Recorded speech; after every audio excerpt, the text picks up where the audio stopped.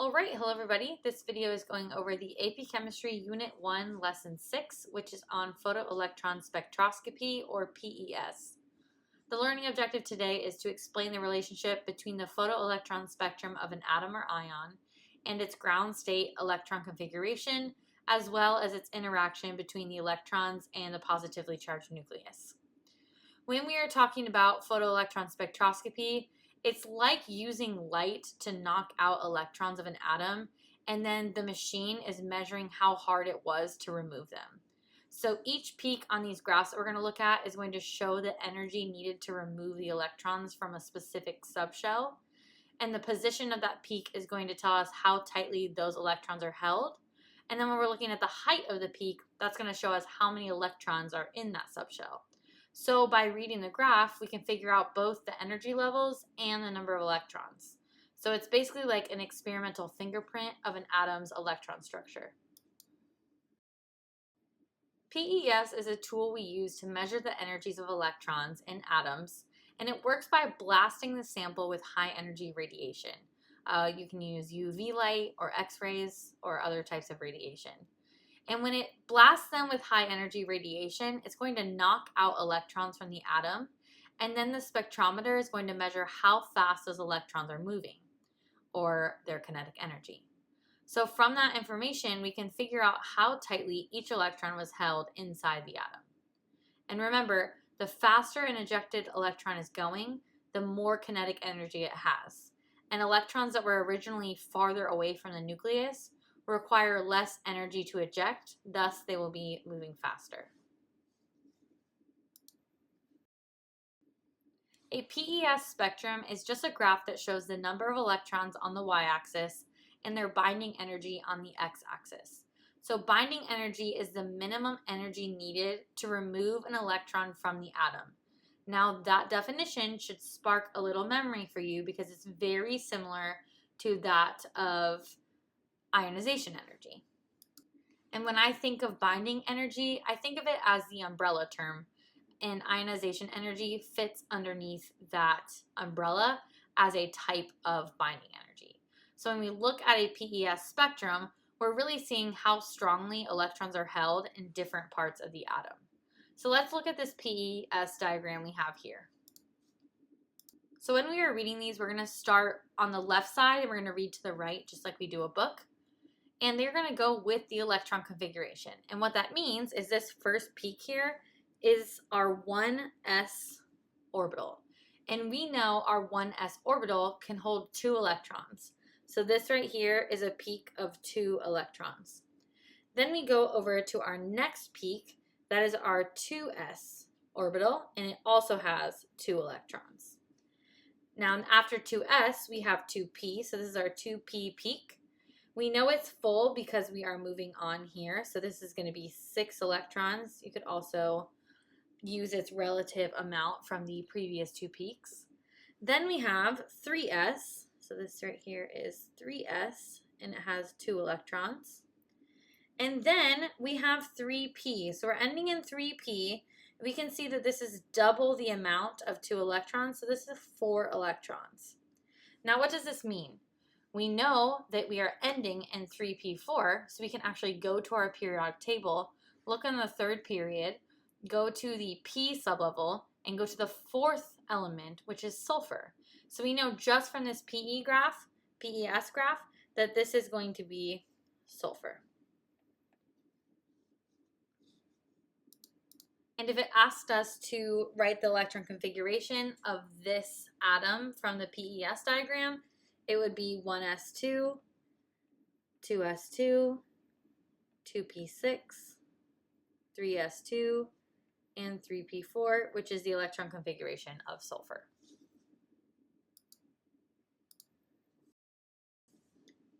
When looking at a PES spectrum, there are a few key points to remember. First, the electrons in the same sublevel all have the same binding energy. So they'll show up together as one peak, even though there's multiple electrons.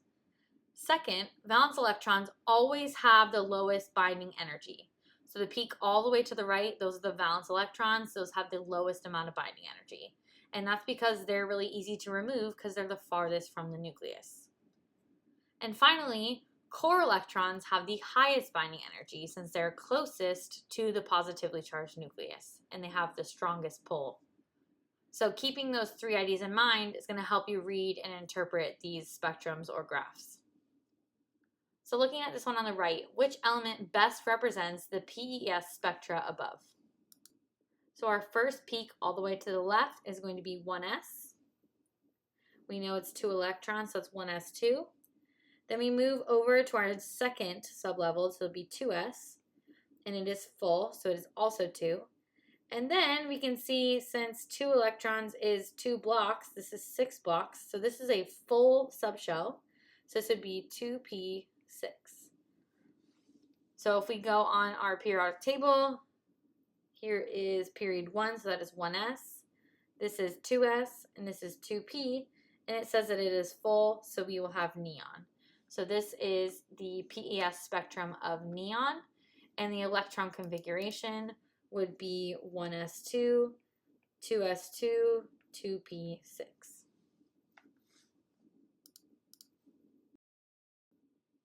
Which element could be represented by the complete PES spectrum below?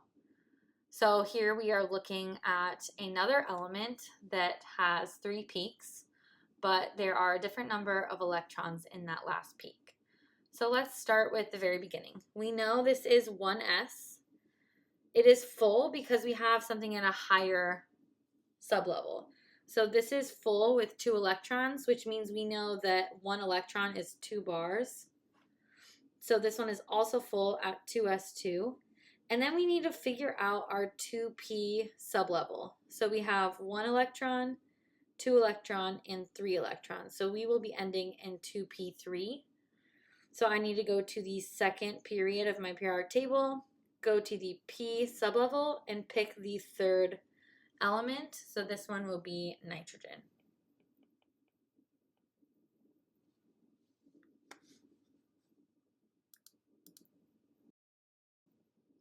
Which of the following best explains the relative positioning and intensity of the 2s peaks in the following spectra?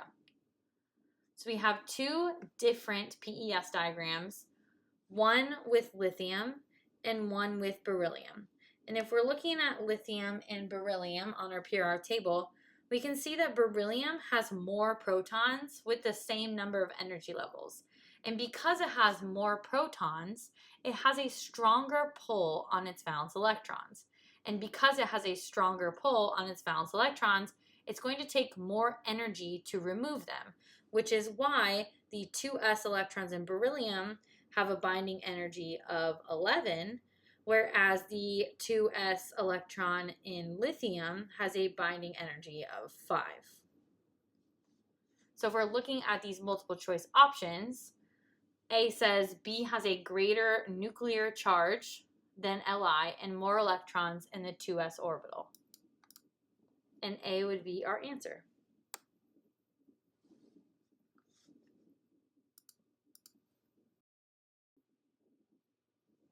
All right, so this is one of those questions put on by AP that kind of confused students because they missed over a very important detail. So it says, looking at the spectra for Na and K above, which of the following would best explain the difference in binding energy for the 3s electrons? Okay, so we're looking at potassium, we're looking at sodium. Now, in my opinion, some of you are going to look at this question and be like, okay, well, potassium has more energy levels, so shouldn't it have a lower binding energy? No, because it's talking specifically about the 3s electrons, not the 4s electrons, but potassium's 3s electrons. So if we're both looking at the same orbital in these two atoms, potassium has a lot more protons that are pulling those 3s electrons closer than sodium would. So the answer for this one would be potassium has a greater nuclear charge than sodium, so it has a stronger pull on those same 3s electrons.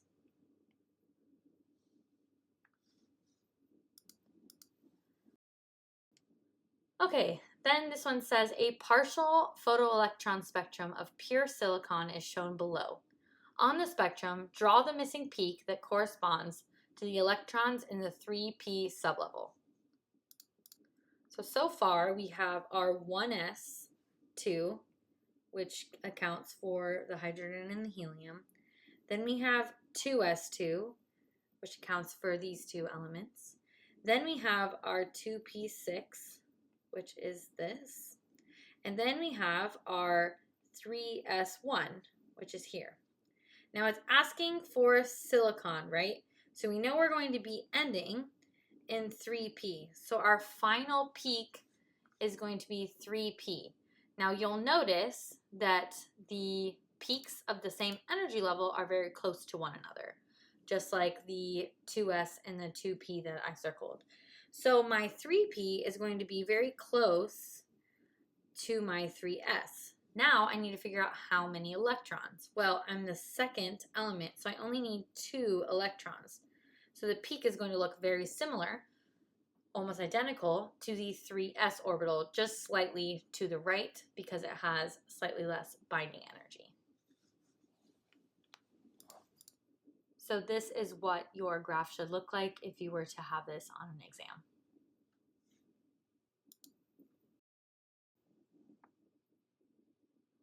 All right, next up it says, on the photoelectron spectrum for magnesium given above, draw the spectrum for aluminum. So we are comparing two elements. We are comparing magnesium, which is already on the PES spectrum, and then we are comparing that to aluminum. So magnesium and aluminum. Now I want us to first figure out which one is going to have a higher binding energy. Now remember, they are in the exact same period, which means they have the same number of energy levels, 3. So because they have the same number of energy levels, aluminum has a higher nuclear charge or more protons, which means it's going to pull in those electrons more tight than magnesium would. So it's going to take more energy to pull them away from aluminum than it would magnesium. So when we are drawing the peaks for aluminum, it's going to look very similar. The peaks are just going to be slightly to the left because they're going to have a higher binding energy. So we know aluminum starts with 1s2, then 2s2, then 2p6, then 3s2, and then we have 3p1. So it would look something like this. And usually the mark schemes for drawing a graph like this are pretty lenient. So for example, this one most likely says as long as they have the correct peaks to the left of magnesium's peaks, then you would get the points. All right, so for our last problem for 1.6, I wanted to do a little more difficult one. It says calculate the wavelength in meters of electromagnetic radiation needed to remove an electron from the valence shell of an atom of the element. Now, we haven't specifically gone over these formulas that are on your formula sheet because it is in a later unit, but I think just using some problem-solving skills with these equations, you could easily figure this out. So we know that we're looking at the valence shell of the atom. We know the farthest peak to the right is going to be the valence electrons, correct? Because this is 1s2, 2s2, 2p6, 3s2, 3p6, and this is 4s2. So we know 4s2, this last peak, is our valence electrons. And it says calculate the wavelength in meters. And we have an equation here that has wavelength in it. We also have energy in joules. So we have this energy in joules.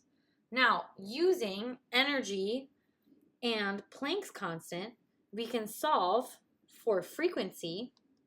Then we can use frequency and the speed of light to solve for wavelength. So just by making those connections, not really knowing what any of it means, but just making the connections, we can solve for this question. So let's try to do it together. So first, I'm going to be solving for frequency.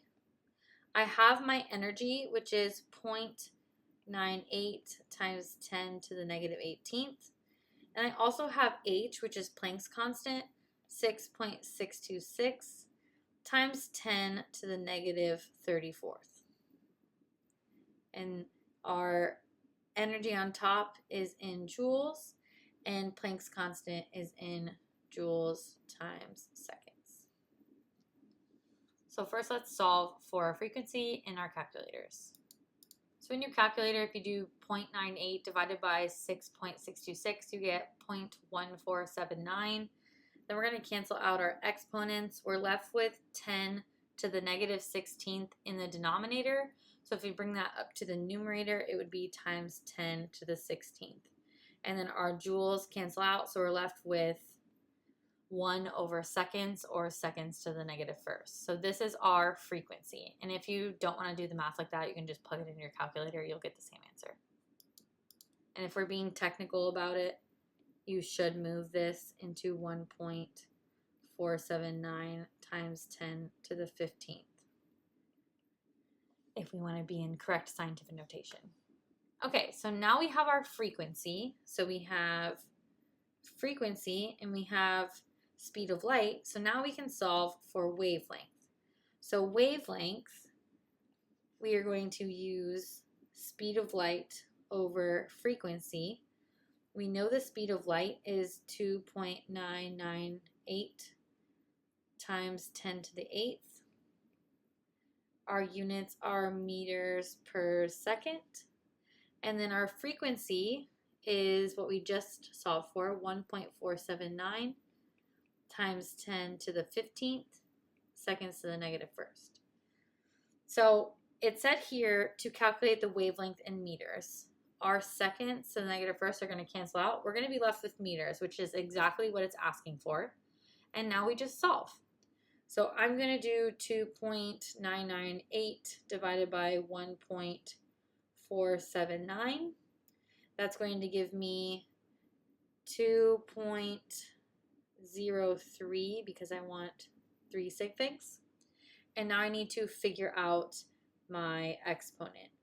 So if I cancel out 8 and 15, I'm going to be left with 10 to the 7th in the denominator. So if I bring that up to the numerator, it would be times 10 to the negative 7th. And that would be my answer to this question.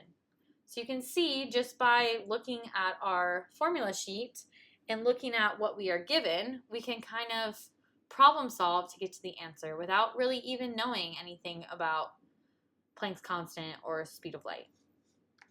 So I hope this video helped. If you have any questions, please let me know. I'm happy to help. I hope you have a great day. Bye.